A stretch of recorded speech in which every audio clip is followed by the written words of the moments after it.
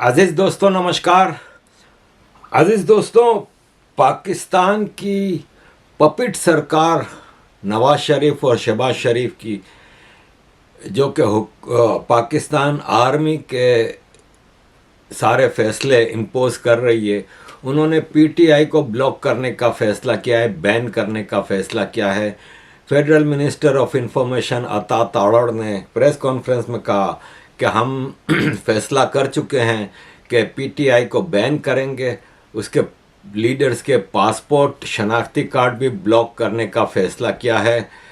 एक गद्दारी के मुकदमे आर्टिकल 6 कॉन्स्टिट्यूशन के आर्टिकल 6 के तहत पीटीआई लीडर्स के खिलाफ किया जाएगा, जिसमें उनके ऊपर गद्दारी के केस चलाए जाएंगे कि उन्होंने स्टेट ऑफ पाकिस्तान के ऊपर हमले किए थे 9 मई को वगैरह वगैरह।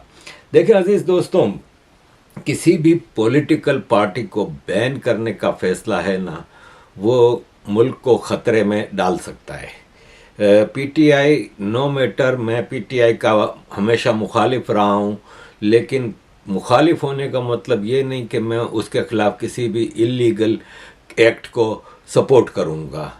पीटीआई के लीडर्स, ख़ास तौर पे इमरान खान को जिन जिन केसेस में गिरफ़्तार किया गया है वो बिल्कुल ही बकवास केसेस हैं। 1 साल से ज़्यादा हो गया इमरान खान को जेल में, लेकिन उन केसेस की कोई तुक बनती नहीं है। इद्दत केस हुआ, साइफ़र केस हुआ, तोशाखाना केस हुआ। अब तोशाखाना केस समझ में आता है कि चलो आपने चीज़ें जो आपको गिफ्ट मिले थे आपने अपने पास रख ली, उसकी जो with in the parameters of Pakistan law जो पेमेंट करनी है वो भी कर दी, तो उसका कोई केस बनता नहीं। और सबसे बड़ी बात इसमें यह है कि इमरान खान से पहले जो प्राइम मिनिस्टर थे, प्रेसिडेंट थे, जरदारी हैं, नवाज शरीफ हैं, उन सब ने भी तोशाखाना की चीज़ें रखी थी। इवन दो कि मरियम नवाज ने, जो कि कभी किसी ओहदे पे नहीं रही थी, उसने भी चीज़ें रखी, मर्सिडीज़ गाड़ियाँ और पता नहीं क्या क्या, जो जो गिफ्ट मिला था औने पौने दामों में उन्होंने रखी थी। तो ये भी केस कोई बनता नहीं है। इद्दत का केस तो एक पाकिस्तान के लिए एक मज़ाक का खेज़, एक लाफिंग स्टॉक बना हुआ है। इद्दत का केस सारे मौलवी कह रहे हैं कि ये केस मतलब शर्मनाक है। इस टाइप की चीज़ें, अब साइफ़र है तो साइफ़र आया तो था ना भाई, डोनाल्ड ने कहा तो था ना कि इमरान खान की सरकार को गिराओ। बाजवा को कहा गया था और बाजवा ने अपने ही इम्पोज किए हुए प्राइम मिनिस्टर इमरान खान को हटवाया, नो कॉन्फिडेंस मूव चलवाई। ये सब आर्मी ने किया था। तो ये साइफ़र केस तो आर्मी के ऊपर बनता है, बाजवा के ऊपर बनता है। तो बीइंग अगेन के इमरान खान और पीटीआई का मैं हमेशा मुखालिफ रहा हूँ, मैं उनकी पॉलिटिक्स को पसंद नहीं करता था, लेकिन डेमोक्रेसी जिसको कि पूरी दुनिया में बेचा गया है, तो डेमोक्रेसी के तहत तो जो मेजॉरिटी जिसको पसंद करती है वो मतलब राइट टू गवर्न उनके पास होता है, चाहे मैं माइनॉरिटी उसको पसंद करे कि ना करें। लास्ट इलेक्शन जो हुए थे उसमें पीटीआई बिल्कुल जीती थी। ये जो नवाज शरीफ और शहबाज शरीफ और मरियम नवाज जिन सीटों पे जीत के आज पावरफुल मतलब प्राइम मिनिस्टर और चीफ मिनिस्टर बने हैं, ये सीटें तो ये हारे हुए थे। फॉर्म 47 की पैदावार हैं ये सीटें। तो ये है कि एक ज़बरदस्ती की गवर्नमेंट इस आसिम मुनीर और जनरल नदीम अंजुम ने हमारे ऊपर इम्पोज की है। और Nawaz Sharif, Shahbaz Sharif, Zardari, Maryam Nawaz, Bilawal, they are no better than Imran Khan, not at all. ये तो रिवायती जागीरदार हैं और अर्बन नेक्सल हैं। शरीफ ख़ानदान अर्बन नेक्सल है, और शरीफ ख़ानदान की अगर आप जायदादों का हिसाब लगाएं, पूरी दुनिया में जो इनके बिजनेसेस हैं, जायदादें हैं, तो पॉलिटिक्स में आने से पहले तो वो छोटी सी इत्तेफाक फाउंड्री एक होती थी, और यह है कि कहाँ से कहाँ इनको पॉलिटिक्स ने पहुंचा दिया। और फिर कितने केसेस इनके ऊपर, लंदन में एविनफील्ड अपार्टमेंट का केस, जिसके कहते रहे कि हमारे नहीं, रहते भी उसी में थे। जब केस चल रहा था तो उसमें अदालत में कहते थे कि हमारे नहीं और रहते भी उन्हीं में थे, क्योंकि पीटीआई वाले उसी के सामने प्रोटेस्ट करते रहते थे। तो झूठ का पलंदा पॉलिटिक्स में आर्मी ने भरा हुआ है, ऐसे ऐसे रंगरूटों को पॉलिटिक्स में प्रोमोट किया जाता है पाकिस्तान आर्मी के द्वारा कि बस ये है कि इनको अपनी दुकान चलानी होती है। जैसे अमेरिका में जो बाइडेन को लेके डीप स्टेट सारी चीज़ें चलाती है, ऐसे ही पाकिस्तान आर्मी यहाँ पे भी चलाती है सब चीज़ें, और ट्रू डेमोक्रेसी कहीं भी पाकिस्तान में नहीं है। अब ये पीटीआई को बैन करेंगे। मैं आपको बता दूं कि पाकिस्तान की, मुझे जहाँ तक आपको पता है कि मैं राइट फ्रॉम 47, जबकि मैं पैदा नहीं हुआ था, तब से लेकर अब तक की पॉलिटिक्स मुझे पूरी पता है और मैंने पूरी स्टडी की हुई है। पहली बार पाकिस्तान में पॉलिटिकल पार्टी अगर किसी को बैन किया गया था तो वो अवामी नेशनल पार्टी थी, अवामी लीग थी ईस्ट पाकिस्तान की, जिसको बांग्लादेश में बाद में कन्वर्ट हुआ, और उसके लीडर मुजीबुर रहमान थे। जाहिर है इससे पहले तो पाकिस्तान में मार्शल लॉ था। 58 तक मुस्लिम लीग ही चलती रही थी जिसने पाकिस्तान बनाया था, और पाकिस्तान बनाने वाली इस मुस्लिम लीग का हाल ये है कि 1947 का जो पाकिस्तान रिजोल्यूशन लाहौर में पेश किया गया था 1940 में, उसमें कहा गया था कि मुसलमानों के लिए हिंदुस्तान में अलग देश होना चाहिए। वो भी कंट्रोवर्शियल करारदाद थी, रिजोल्यूशन था लाहौर का, इसलिए कि उसमें पाकिस्तान लफ्ज़ तो यूज़ ही नहीं हुआ था, एक सेपरेट कंट्री का नाम ही नहीं हुआ था। उसमें ये कहा गया था कि भारत के नॉर्थ वेस्ट में जो मुस्लिम मेजॉरिटी स्टेट्स हैं उनको इंडिपेंडेंट स्टेट्स बनाया जाए अलग अलग, यानी पंजाब, NWFP, बलोचिस्तान, सिंध, ये मेजॉरिटी मुस्लिम स्टेट्स थी, इनको अलग अलग स्टेट्स बनाया जाए। ये 40 के रिजोल्यूशन जो 2 दिन 40 का सेशन चला था मुस्लिम लीग का, उसके कहीं बाद उसमें उन स्टेट्स को हटा के एक स्टेट और पाकिस्तान मूवमेंट शुरू की गई। उस रिजोल्यूशन में जो लोग मौजूद थे, जिन्होंने साइन किया था उस रिजोल्यूशन को, वो 47 से पहले 4 तो मर गए। 47 के बाद 6 ने कहा कि हम हिंदुस्तान में ही रहेंगे, पाकिस्तान आएंगे नहीं, जिन्होंने पाकिस्तान की डिमांड की थी। उनमें से 6 हिंदुस्तान में ही रहे, जिस कंट्री के लिए मूवमेंट चलाई थी उसमें आए नहीं। गवर्नमेंट ऑफ पाकिस्तान ने आज़ादी के फ़ौरन बाद 47 के बाद 7 उन सिग्नेटरी, रिजोल्यूशन सिग्नेटरी के 7 लोगों को गद्दार करार दे दिया। 2 को पाकिस्तान मुस्लिम लीग से निकाल दिया गया 47 के बाद। एक पाकिस्तान का गवर्नर जनरल बना और एक प्राइम मिनिस्टर बना, मोहम्मद अली जिन्ना और लियाकत अली खान। दोनों को कत्ल किया गया आर्मी की तरफ से।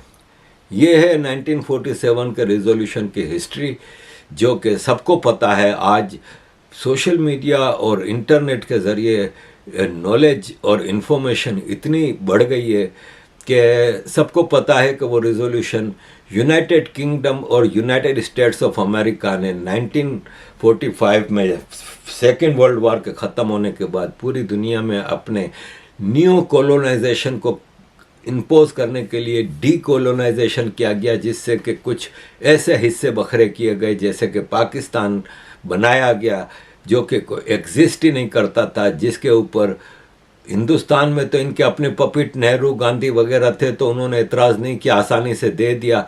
लेकिन अफ़गानिस्तान, ईरान को उस पर एतराज़ था।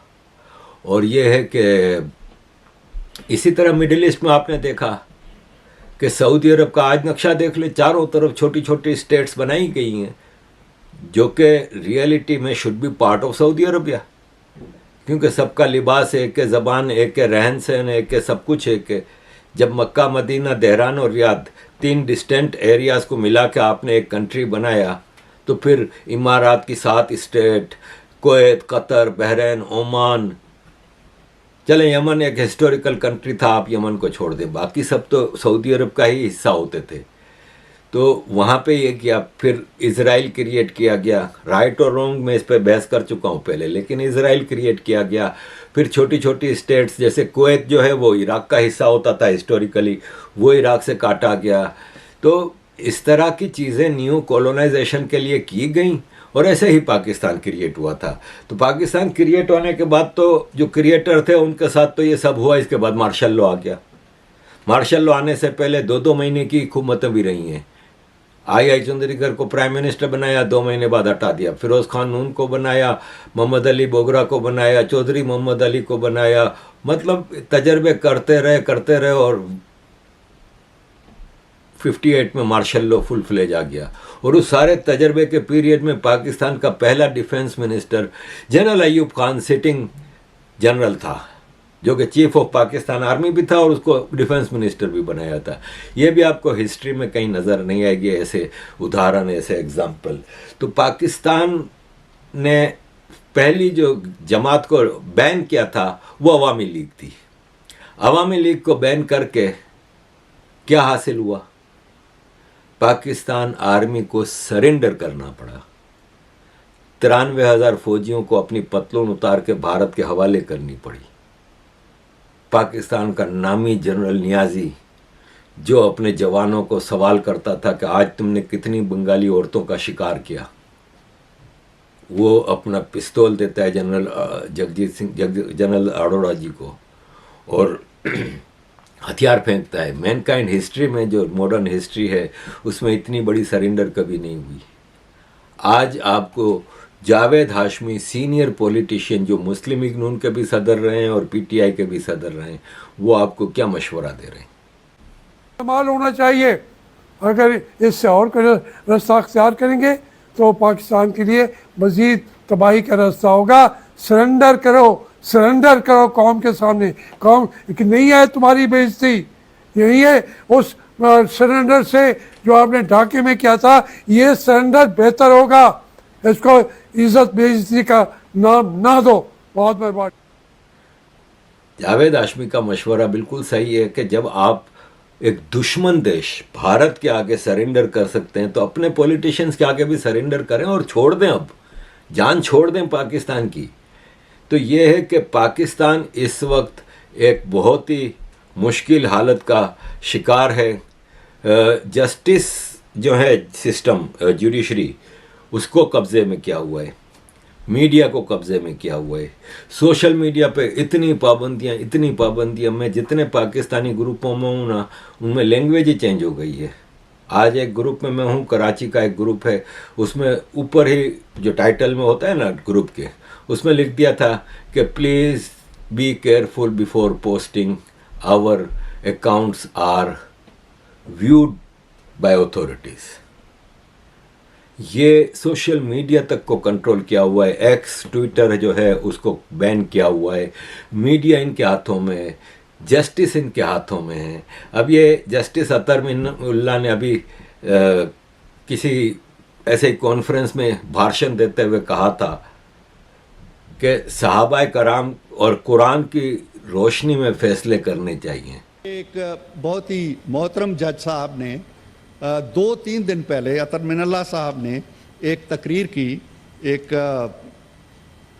फंक्शन में, एक तकरीब में फेडरल जुडिशल एकेडमी में, और उन्होंने फरमाया कि अगर हम इमाम अबू हनीफ़ा रहमतुल्लाह अलैह के ज़ाब्ता अखलाक पर अमल करें और उसको अपना लें तो हमारी अदलिया में इनकलाब बर्पा हो जाएगा। कहाँ इमाम अबू हनीफ़ा, आप तो कार्नीलियस नहीं बन सके, आप तो भगवान दास भी नहीं बन सके। आप नाम लेते हैं इमाम अबू हनीफ़ा का। इमाम अबू हनीफ़ा को क्या क्या सज़ाएं नहीं मिली, कोड़े तक खाने पड़े। उन्होंने मनसब कज़ा कबूल नहीं किया। उन्होंने कहा यह काम मैं नहीं कर सकता। आप तो इसके पीछे भागते हैं, आप तो सुरंगें लगाते हैं कि मैं किस तरह इस मनसब तक पहुंचूं। आप तो कैसे कैसे हरबे इख्तियार करते हैं। आप कहाँ इमाम अबू हनीफ़ा का? तो बुशरा पीरनी फ़कीरनी जो कि पीटीआई की इमरान खान की वाइफ हैं, उनके ऊपर उनके शोहर खावर मानेका ने केस किया था इद्दत वाला। वो इद्दत वाला केस पास नहीं हुआ, फेल हो गया, अदालत ने खारिज कर दिया। तो अकॉर्डिंग टू इस्लामिक शरिया जिसने गलत इल्ज़ाम लगाया है किसी औरत के ऊपर उसको 80 कोड़े मारे जाएं। कभी आपने पाकिस्तान में देखा कि इस तरह के गलत केस करने पे वेस्ट में कोई गलत केस करके दिखा दे, उसको सज़ा मिलती है, लेकिन वहाँ पे खावर माने का आज़ाद घूम रहा है क्योंकि आर्मी के कहने पे उसने ये सब किया था। आज तक जितने ब्लास्फेमी के केस रजिस्टर होते हैं, जैसे आसिया बीबी, उसको बेचारी को अदालत ने आखिरकार छोड़ा और वो उसको मुल्क से भागना पड़ा। उसके ऊपर जो इल्ज़ाम आरोप लगाने वाले लोग थे उनके ऊपर केस बना। तो ये बनाना रिपब्लिक पाकिस्तान है और इसमें ये चीज़ें होती हैं। अजीज़ दोस्तों, आप इमरान खान को एक केस में आज़ाद होता है, दूसरे में पकड़ लेते हैं। उसकी बीवी को, सनम जावेद के ऊपर लिटरली कोई केस नहीं है। यहाँ अदालत रिलीफ देती है, यहाँ पे उसको पकड़ के ले जाते हैं। अब ये बेचारी 2 दिन पहले इसको अदालत से छोड़ दिया तो पहली बार ये अदालत से निकल के गिरफ्तार नहीं हुई, वरना पिछले 1 साल से ज़्यादा पीरियड है कि अदालत से जैसे निकलती है उसको गिरफ्तार कर लेते हैं। ये अदालत से निकल के अपनी फैमिली के साथ बैठी काफ़ी देर तक, फिर वहाँ से गाड़ी में बैठ के ये लोग घर गए। घर पहुँच गए तो पहुँच गई पंजाब पुलिस गिरफ्तार करने के लिए। वो बेचारी कहती है कि मुझे मेरे बच्चे के बहुत खुश थे कि मामा 1 साल बाद वापस आई है, लेकिन बच्चों की खुशी गई, उसको घर से गिरफ्तार करके ले गए। जब इसको घर पे गिरफ्तार करने आए तो पीटीआई के कुछ लोग उधर मौजूद थे, तो उन्होंने सनम जावेद को कहा कि बीबी हमने देखा पीछे के दरवाजे पे कोई पुलिस नहीं, आपको पीछे के दरवाजे से हम बाहर निकाल के केपी में ले जाते हैं, केपी में हमारी सरकार है, वहाँ पे आपको कोई गिरफ्तार नहीं करेगा। तो इस लड़की ने कहा कि मुझे ऐसे काम नहीं करने। ये इसके शोहर मोहम्मद अतीक ने बताया है कि उसने कहा कि भागने वाली बात तो भूल जाएं, मैं बहादुरों की तरह सामना करूंगी और गिरफ्तारी दूंगी। पंजाब में मर्दों का अकाल है, मर्दों की कमी है। मर्द अगर सनम जावेद की तरह होते ना तो आज शायद पाकिस्तान में आर्मी का बोरिया बिस्तरा गोल हो जाता। असद उमर, जावेद, ये अपना फवाद चौधरी, बड़े बड़े जितने नाम आप ले लें, सब बुज़दिलों की तरह सरेंडर कर गए। लेकिन ये लड़कियां, औरतें ही हैं जिन्होंने पाकिस्तान आर्मी के सामने मुकाबला किया है। तो अजीज़ दोस्तों, पीटीआई पे बैन लगाएंगे तो आपको पाकिस्तान को ख़तरे में डालना है, क्योंकि बैन से आप इतनी पॉपुलर पार्टी, ऐसा ही है जैसे ईस्ट पाकिस्तान में उस वक्त अवामी लीग टोटली पॉपुलर थी, और जब आपने इलेक्शन कराए तो अवामी लीग ने वहाँ पे 162 सीटें जीत लीं। खाली 2 सीटें किसी और ने जीती, वो भी वहाँ की लोकल पार्टी ने जीती। वेस्ट पाकिस्तान की कोई पार्टी वहाँ पे सीटें नहीं जीत सकी, पॉपुलर पार्टी थी। ये पीपल्स पार्टी, ये तहरीक इंसाफ केपी में सबसे बड़ी पार्टी है, पिछले 3 इलेक्शन जीत चुकी है। पंजाब में ज़बरदस्त तरीके से नून लीग को हराया, पिछले इलेक्शन में भी और इस इलेक्शन में भी, लेकिन ज़बरदस्ती मरियम नवाज़ को बनाया गया। कराची की सबसे बड़ी पार्टी जिस तरह भी है, देखें 2017 के इलेक्शन, 2018 के इलेक्शन जो थे ना, उसमें ज़बरदस्ती पीटीआई को जिताया गया था। लेकिन इस इलेक्शन के बारे में किसी को शक नहीं कि पीटीआई पॉपुलैरिटी के पीक पे थी। अब आप ऐसी पार्टी को अगर बैन करेंगे तो यह है कि दुनिया के सामने अपना ही मजाक उड़ाएंगे और कुछ नहीं होगा।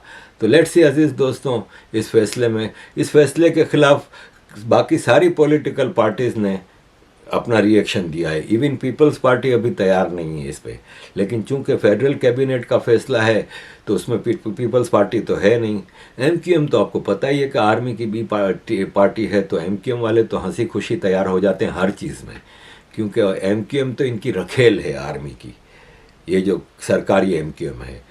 बाकी पीपल्स पार्टी अभी तक तो एतराज़ कर रही है, लेकिन जब बैठ के बिठाएँ, जब जरदारी साहब को आसिम मुनीर और नदीम अंजुम जाके कहेंगे कि भैया ये करना है तो करना है, लेकिन ये करके ये अपने पाँव पे कुल्हाड़ी मारेंगे, ये मैं आपको क्लियर अल्फाज में बता रहा हूँ। तो अजीज़ दोस्तों, thank you very much for all your support, kindly keep supporting.